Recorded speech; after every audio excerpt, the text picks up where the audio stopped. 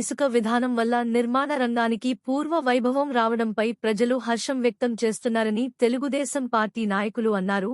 Tetagunta Telugu Desam party కార్యాలయం వద్ద భవన నిర్మాణ కార్మికులు ఉచిత ఇసుక విధానం ప్రారంభించడంతో హర్షం వ్యక్తం చేశారు. ట్రాక్టర్ యజమానులు, కూలీలు మిఠాయి పంచారు.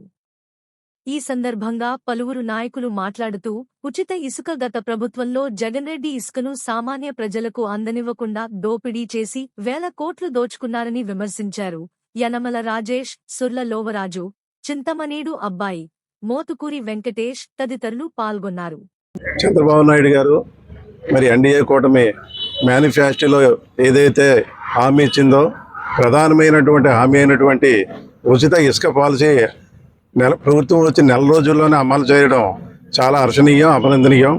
దీనివల్ల ప్రధానంగా ఏంటంటే నిర్మాణ రంగం, సిమెంట్ పరిశ్రమలు కావచ్చు, అలాగే ఐరన్ పరిశ్రమలు కావచ్చు, దానికి సంబంధించిన వ్యాపారస్తులు కూడా వాళ్ళ వ్యాపార అవకాశాలు పెరిగి ఎంతోమందికి ఉపాధిని చేకూర్చినట్టుగా అవుతుంది. అలాగే పేదలు సొంత ఇంటి కల కూడా నెరవేరుతుంది. కాబట్టి ఎన్నికల్లో ఇచ్చిన హామీని అమలు చేసిన సత్తా, ఆ సమర్థత ఎవరికైతే ఉందో జై యనమల, జై లోకేష్, జై జై తెలుగుదేశం.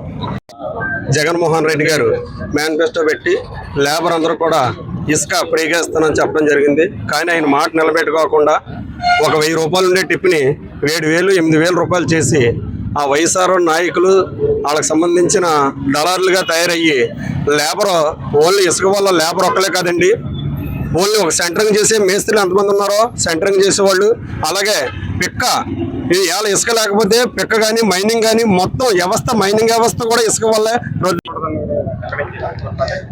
గత 5 సంవత్సరాల పాలనలో జగన్మోహన్ రెడ్డి పాలనలో ఇసుక లేక భవన నిర్మాణ కార్మికులు ఎంతోమంది ఆత్మహత్య చేసుకోవడం జరిగింది. ఇసుక ఇస్తాననేసి ఇసుక వాళ్ళ దందాలు వసూలు చేసిన రేట్లు పెట్టి ఓనర్లు ఇసుక తోలించలేక పనులు ఆఫ్ చేసుకున్న రోజులు జరిగాయి. ఆ పనులు ఆఫ్ చేసుకున్న వల్ల లేబర్లు, మేస్త్రీలు పనులు లేక ఇంటికాడ ఉండి వస్తుండి పిల్లల్ని పోషించుకోలేని రోజులు గడిపారు. అలాంటి రోజుల్లో కూడా ఆత్మహత్యలు చేసుకుని ఎంతోమంది భవన నిర్మాణ కార్మికులు కూలిపోయారు. వైఎస్ఆర్ పరిపాలనలో మేము చాలా ఇబ్బంది పడ్డామండి. మా కూలి పని ఒక రోజు ఉంటే 4 రోజులు ఉండేది కాదండి. తర్వాత ఇప్పుడు ఇసుక ఫ్రీగా ఇస్తున్నారని మా తల్లు పిల్లలు 3 పూటలు భోంచేస్తామండి. మా పిల్లల్ని చక్కగా చూసుకుంటామండి. మాకు జగన్ పరిపాలనలో మాకు చాలా ఇబ్బంది పడ్డామండి. మేము కూలి పని లేక ఒక రోజు ఇంటికాడ పని చేసుకుంటే 4 రోజులు ఇంటికాడ ఉండేవారు అండి.